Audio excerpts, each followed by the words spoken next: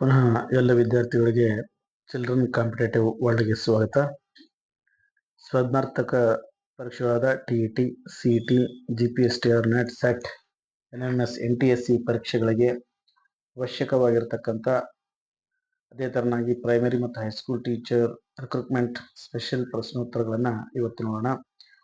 ಮೊನ್ನೆ ನೋಡಿದಂಥ ಸೂಕ್ಷ್ಮಾಣು ಜೀವಿಗಳ ಮುಂದುವರೆದ ಭಾಗ ಇದಾಗಿದೆ. ಸೂಕ್ಷ್ಮಾಣು ಜೀವಿಗಳ most important, most likely questions ಮುಂದುವರೆದಂತಹ ಭಾಗ. ಇಲ್ಲಿ ಪ್ರಶ್ನೆ ಮತ್ತು ಉತ್ತರಗಳನ್ನು ಸಹಿತ ಕೊಡಲಾಗಿದೆ. ವಿದ್ಯಾರ್ಥಿಗಳು ಪಾಸ್ ಮಾಡುವುದರ ಮೂಲಕ ಬರೆದುಕೊಂಡು ಕಂಠಪಾಠ ಮಾಡಿ ಬಾಯ್ಹಾಟ್ ಮಾಡಿ ಸ್ಪರ್ಧಾತ್ಮಕ ಪರೀಕ್ಷೆಗೆ ತಯಾರಾಗಿ ಇವು GK ಎಲ್ಲ ವಿವಿಧ ಸ್ಪರ್ಧಾತ್ಮಕ ಪರೀಕ್ಷೆಗಳಿಗೂ ಕೂಡ ಅವಶ್ಯಕವಾಗಿವೆ. ಸೊ ಮೊದಲೇ ಪ್ರಶ್ನೆ, ಬ್ಯಾಕ್ಟೀರಿಯಾಗಳ ಬೆಳವಣಿಗೆಗೆ ಅನುಕೂಲವಾದ ಉಷ್ಣಾಂಶ ಯಾವುದು? ಬ್ಯಾಕ್ಟೀರಿಯಾಗಳು ತೇವಾಂಶ ಮತ್ತು ಉಷ್ಣತೆಯಲ್ಲಿ ಇರ್ತಾವ ಅಂತ ಹೇಳಿದ್ವಿ ನಾವು. ಸೊ ಹಂಗಾರೆ ಅದರ ಉಷ್ಣಾಂಶ ಎಷ್ಟಿರಬೇಕು ಅಂತಂದ್ರೆ 30 ಡಿಗ್ರಿಯಿಂದ 35 ಡಿಗ್ರಿ ಸೆಲ್ಸಿಯಸ್ ಉಷ್ಣಾಂಶ ಇದ್ದಲ್ಲಿ ಬ್ಯಾಕ್ಟೀರಿಯಾ ಉತ್ತಮವಾಗಿ ಬೆಳವಣಿಗೆಯನ್ನು ಹೊಂದ್ತಾವೆ. ಇನ್ನು ಬ್ಯಾಕ್ಟೀರಿಯಾವನ್ನ ಆಕಾರಗಳ ಆಧಾರದ ಮೇಲೆ ನಾವು ವಿವಿಧ ಭಾಗಗಳನ್ನಾಗಿ ವಿಧಗಳನ್ನಾಗಿ ವಿಂಗಡಿಸ್ತೀವಿ.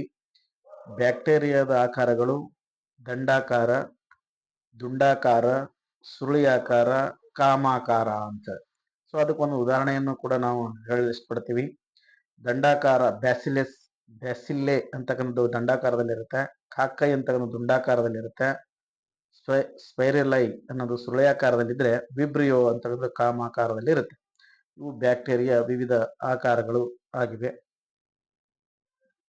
ಮುಂದಿನ ಪ್ರಶ್ನೆ, ಯಾವ ರೀತಿಯ ವೈರಸ್ನಿಂದ ರೋಗಗಳು ಬರ್ತಾವ ಅಂತ ಹೇಳಿದ್ರೆ ಅದೇ ತರನಾಗಿ ಬ್ಯಾಕ್ಟೀರಿಯಾಗಳನ್ನು ಉಂಟಾಗ್ತದ ರೋಗಗಳು ಯಾವುವು ಅಂತಂದ್ರೆ ನ್ಯೂಮೋನಿಯಾ, ಕ್ಷಯ, ಕಾಲರಾ, ಟೈಫಾಯ್ಡ್, ಧನುರ್ವಾಯು, ಡಿಫ್ತೀರಿಯಾ, ಅಂಥ್ರಾಕ್ಸ್, ಸಿಫಿಲಸ್ ಮತ್ತು ಗೋನರಿಯಾ ಮುಂತಾದವು ಈ ಬ್ಯಾಕ್ಟೀರಿಯಾಗಳಿಂದ ಉಂಟಾಗ್ತಕ್ಕಂಥ ರೋಗಗಳು. ವೈರಸ್ನಿಂದ ಉಂಟಾಗ್ತಾವು ಯಾವುವು ಅಂತ ಹೋದ ವಿಡಿಯೋದಲ್ಲಿ ನಾವು ನೋಡಿದ್ದೀವಿ. ಹಂಗಾರ ಬ್ಯಾಕ್ಟೀರಿಯಾದಿಂದ ಉಂಟಾಗ್ತಕ್ಕಂಥವು ಯಾವುವು ಅನ್ನೋದನ್ನ ಇಲ್ಲಿ ನೋಡ್ಬೇಕಾಗತ್ತೆ.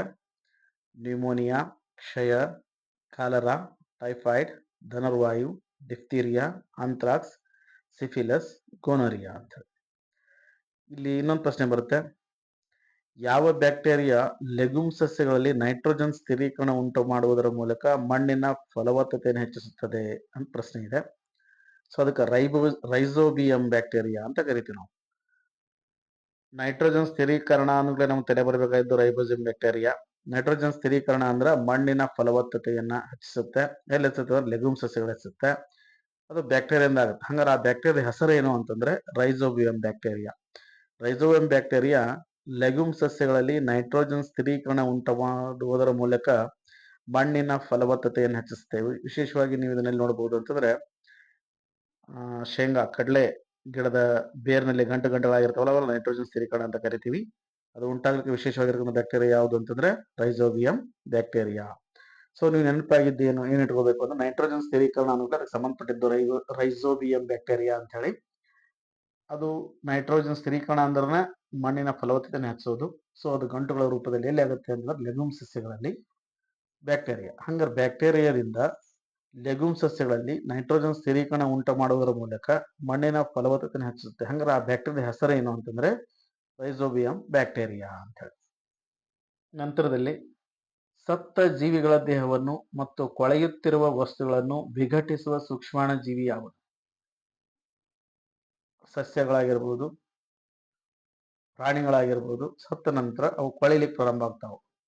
ಸೊ ಅಲ್ಲಿ ಅದನ್ನು ವಿಘಟಿಸ್ತಕ್ಕಂಥ ಸೂಕ್ಷ್ಮಾಣು ಜೀವಿ ಯಾವುದು ಅಂದ್ರೆ ಬ್ಯಾಕ್ಟೀರಿಯಾ. ಬ್ಯಾಕ್ಟೀರಿಯಾಗಳಿಂದನೇ ಸಸ್ಯ ಮತ್ತು ಪ್ರಾಣಿಗಳು ಕೊಳೆಯಲಿಕ್ಕೆ ಪ್ರಾರಂಭ ಆಗ್ತಾವ ಅಂತೇಳಿ ನಾವು ಹೇಳ್ತೇವೆ.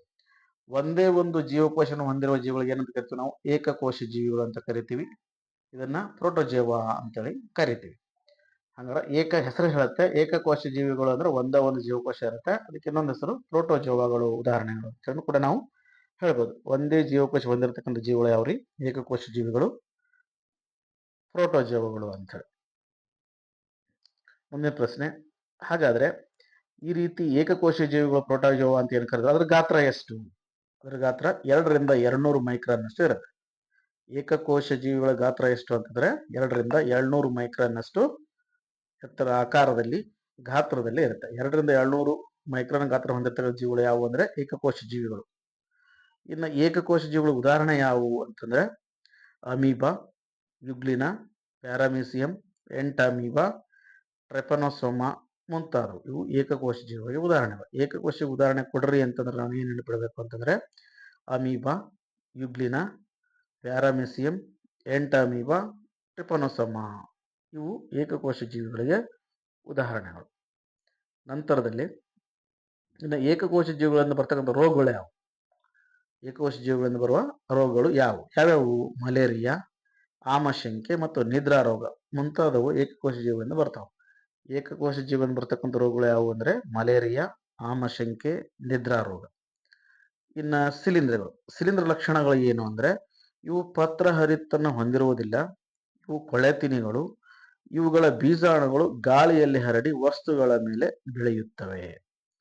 ಶಿಲೀಂಧ್ರ ಇದು ಕೂಡ ಒಂದು ಏಕಕೋಶ ಜೀವಿ, ಸೂಕ್ಷ್ಮಾಣು ಜೀವಿ. ಇದು ಲಕ್ಷಣ ಹೇಳಬೇಕು ಅಂದ್ರೆ ಇದು ಪತ್ರಹರಿತನ್ನ ಹೊಂದಿರೋದು. ಹಂಗಂದ್ರೆ ಪ್ರಸಂಗನು ಕೇಳಬಹುದು, ಪತ್ರಹರಿತನ್ನ ಹೊಂದರದೇ ಇರುವ ಏಕಕೋಶ ಜೀವಿ ಯಾವುದು? ಸೂಕ್ಷ್ಮಾಣು ಜೀವಿ ಯಾವುದು ಅಂದ್ರೆ ಯಾವ್ದಿರೋದು? ಶಿಲೀಂಧ್ರ. ಕೊಳೆತಿನ ಅಂತ ಕರೀತಾರೆ. ಇದರ ಬೀಜಾಣುಗಳು ಗಾಳಿಯಲ್ಲಿ ಹರಡೋದ್ರ ಮೂಲಕವಾಗಿ ವಸ್ತುಗಳ ಮೇಲೆ ಬೆಳೀತಾವ. ಸೊ ಸರಿಯಾಗಿ ನೆನಪಿಟ್ಟು ಪಾಸ್ ಮಾಡಿ ಇದನ್ನ ಬರ್ಕೋರಿ. ಪತ್ರಹರಿತನ್ನು ಹೊಂದದೇ ಇರುವ ಏಕಕೋಶ ಜೀವಿಗಳು ಅಥವಾ ಸೂಕ್ಷ್ಮಾಣು ಜೀವಿಗಳು ಯಾವುವು ಅಂತಂದ್ರೆ ಶಿಲೀಂಧ್ರಗಳು ಅಂತೇಳಿ ನಾವು ಕರಿತೀವಿ. ಇನ್ನ ಈಸ್ಟ್ ಕೋಶದ ಭಿತ್ತಿಯು ಯಾವುದರಿಂದ ಮಾಡಲ್ಪಟ್ಟಿದೆ? ಈಸ್ಟ್ ಅಂತಕ್ಕಂಥ ಕೋಶ, ಅದರ ಭಿತ್ತಿ ಅದರಲ್ಲಿ ಇರ್ತಕ್ಕಂಥ ಪ್ರಮುಖ ಅಂಶ ಯಾವುದು? ಕೈಟಿನ್. ಈಸ್ಟ್ ಕೋಶದ ಕೋಶ ಭಿತ್ತಿಯು ಕೈಟಿನ್ ಎಂಬುದರಿಂದ ಮಾಡಲ್ಪಟ್ಟಿದೆ. ನೆನಪಿಡಬೇಕಿದೆ. ಈಸ್ಟ್ ಕೋಶ ಭಿತ್ತಿಯು ಯಾವುದರಿಂದ ಮಾಡಲ್ಪಟ್ಟಿದೆ ಅಂದ್ರೆ ಕೈಟಿನ್ ಅಂತಕ್ಕಂಥ ಪದಾರ್ಥದಿಂದ ಈಸ್ಟ್ ಕೋಶದ ಕೋಶ ಭಿತ್ತಿ ಮಾಡಲ್ಪಟ್ಟಿರುತ್ತೆ. ಇನ್ನು ಬೇಕರಿ ಪದಾರ್ಥಗಳ ಉತ್ಪಾದನೆಯಲ್ಲಿ ಬಳಸುವ ಶಿಲೀಂಧ್ರ ಯಾವುದು? ಇದು ನಿಮ್ಮೆಲ್ಲ ಗೊತ್ತಿರುತ್ತೆ, ಈಸ್ಟ್. ಬ್ರೆಡ್, ಬನ್ನು, ಕೇಕ್ಗಳ ತಯಾರಿಯಲ್ಲಿ ಬಳಸ್ತಕ್ಕಂಥ ಶಿಲೀಂಧ್ರ ಯಾವುದು ಅಂತಂದ್ರೆ ಈಸ್ಟ್. ಈಸ್ಟ್ ಅನ್ನ ಅಲ್ಲಿ ಬಳಸುವುದರ ಮೂಲಕವಾಗಿ ಬ್ರೆಡ್ ಗಳನ್ನು ತಯಾರಿಸ್ತಾನೆ. ಬೇಕರಿಯಲ್ಲಿ ಬಳಸುವ ಶಿಲೀಂಧ್ರ ಯಾವುದು ಅಂತಂದ್ರೆ ಈಸ್ಟ್ ಅಂತ ಕರಿಬೇಕು. ಈಸ್ಟದ ಕೋಶ ಭಿತ್ತಿಯಿಂದ ಮಾಡಲ್ಪಟ್ಟಿರ್ತದೆ, ಕೈಟಿನ್ ಅಂತಕ್ಕಂತಹ ವಸ್ತುವಿನಿಂದ ಮಾಡಲ್ಪಟ್ಟಿರುತ್ತೆ. ನೆಕ್ಸ್ಟ್, ಶಿಲೀಂಧ್ರಗಳಿಂದ ಮಾನವನಲ್ಲಿ ಉಂಟಾಗುವ ರೋಗಗಳು ಯಾವುವು? ಈ ಈಸ್ಟ್ ಬೂಸ್ಟ್ ಅಂತ ಏನು ಕರಿತೀವಲ್ಲ, ಬೂದಿ ಬಣ್ಣದ ಬೆಳೆದಿರುತ್ತೆ, ಅದರಿಂದ ಆಗ್ತಕ್ಕಂಥ ರೋಗಗಳು ಯಾವುವು ಅಂತಂದ್ರೆ ಅಥೆಟಸ್ಪುಟ್ ಮತ್ತು ಹುಳುಕಡ್ಡಿ ರೋಗ ಅಂತಕ್ಕಂಥವು ಇಲ್ಲಿ ಶಿಲೀಂಧ್ರಗಳಿಂದ ಬರ್ತಕ್ಕಂಥ ರೋಗ. ಶಿಲೀಂಧ್ರಗಳಿಂದ ಬರ್ತಕ್ಕಂಥ ರೋಗ ಯಾವುದಂದ್ರೆ ಅಥೆಟಸ್ಪುಟ್ ಮತ್ತು ಹುಳುಕಡ್ಡಿ ರೋಗ ಅಂತಕ್ಕಂಥದ್ದು. ಇನ್ನು ಪೆನ್ಸಿಲಿನ್ ಜೀವ ನಿರೋಧಕವನ್ನು ಶಿಲೀಂಧ್ರದಿಂದಲೇ ತಯಾರಿಸಲಾಯಿತು. ಇದ್ರೊಂದು ನೆನಪಿಡ್ರಿ, ಶಿಲೀಂಧ್ರದಿಂದ ತಯಾರಂತ ಜೀವ ನಿರೋಧಕ ಯಾವುದು? ಪೆನ್ಸಿಲಿನ್.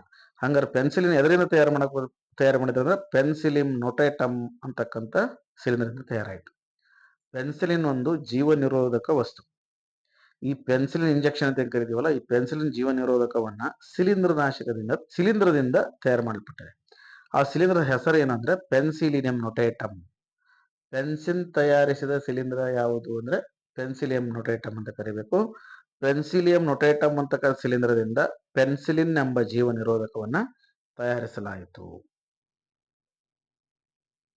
ನೆಕ್ಸ್ಟ್, ಆಹಾರವಾಗಿ ಬಳಸಲ್ಪಡುವ ಶಿಲೀಂಧ್ರ ಯಾವುದು? ಅಣಬೆ. ಅಣಬೆ ಅಂತ ನಾವು ತಿಂತೀವಲ್ಲ, ಅಣಬೆ ಒಂದು ಶಿಲೀಂಧ್ರ. ಇದು ಆಹಾರವಾಗಿ ಬಳಸಲ್ಪಡ್ತಕ್ಕಂಥ ಶಿಲೀಂಧ್ರ. ಆಹಾರವಾಗಿ ಬಳಸಲ್ಪಡುವ ಶಿಲೀಂಧ್ರ ಯಾವ್ದ್ರಿ ಅಂತಂದ್ರ ಅಣಬೆ.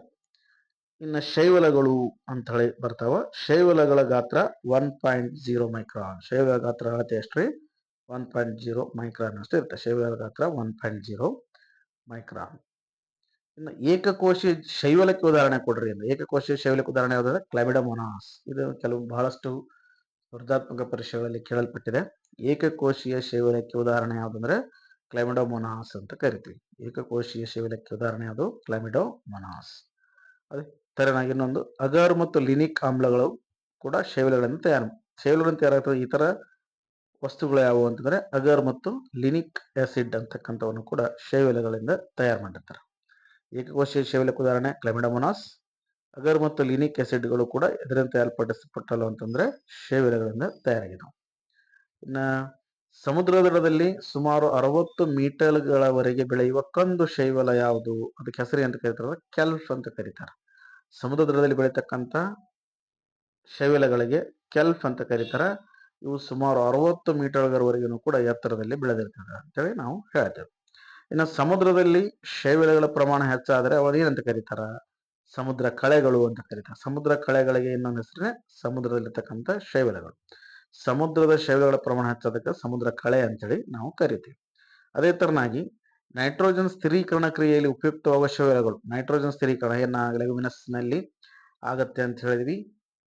ಸೊ ಅದೇ ತರನಾಗಿ ಈ ಸ್ಥಿರೀಕರಣಕ್ಕೆ ಉಪಯುಕ್ತ ಶೈವಲಗಳು ಯಾವುವು ಅಂದ್ರೆ ನ್ಯಾಸ್ಟಾಕ್ ಮತ್ತು ಅಜೋಲಾ ಅಂತಕ್ಕಂಥ ಶೈವಲಗಳನ್ನು ಕೂಡ ನೈಟ್ರೋಜನ್ ಸ್ಥಿರೀಕರಣದಲ್ಲಿ ಸಹಾಯಕಾರಿ ಆಗ್ತಾವೆ.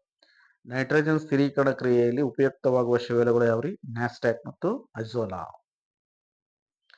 ಯಾವ ವಿಧದ ಶೈವಲಗಳನ್ನು ಚೀನಾ ಮತ್ತು ಜಪಾನ್ ದೇಶ ಆಹಾರಕ್ಕಾಗಿ ಬಳಸ್ತಾರೆ? ಕೆಂಪು ಶೈವಲಗಳನ್ನ ಆಹಾರಕ್ಕಾಗಿ ಬಳಸಲಾಗಿದೆ. ಪ್ರಶ್ನೆ ಹೀಗೂ ಬರ್ಬೋದು, ಆಹಾರಕ್ಕಾಗಿ ಬಳಸುವ ಶೈವಲ ಯಾವುದು? ಕೆಂಪು ಶೈವಲ.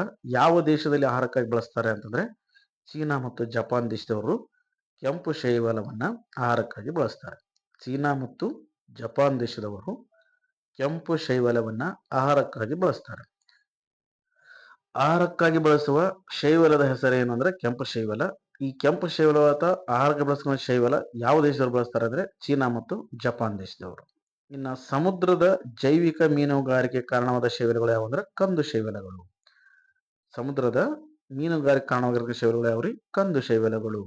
ಇವುಗಳೆಲ್ಲವನ್ನು ಕೂಡ ಪುನಃ ಮತ್ತೊಮ್ಮೆ ನೋಡಿಕೊಂಡು ಪಾಸ್ ಮಾಡೋದ್ರ ಮೂಲಕ ನೀವೇನ್ ಮಾಡಬೇಕು, ಬರ್ಕೊಂಡು ಕಂಠಪಾಠ ಮಾಡಿದ್ರೆ ಎಲ್ಲ ಸ್ಪರ್ಧಾತ್ಮಕ ಪರೀಕ್ಷೆಗಳಲ್ಲಿ ಕೇಳ್ತಕ್ಕಂಥ ಸಾಮಾನ್ಯ ವಿಜ್ಞಾನದ ಪ್ರಶ್ನೆಗಳಾಗಿದ್ದಾವೆ. ಈ ವಿಡಿಯೋ ನೋಡಿದ್ದಕ್ಕಾಗಿ ಧನ್ಯವಾದಗಳು. ಮುಂದಿನ ವಿಡಿಯೋದಲ್ಲಿ ಪುನಃ ನಾವು ನೀವೆಲ್ಲರೂ ಭೇಟಿಯಾಗೋಣ. All the best.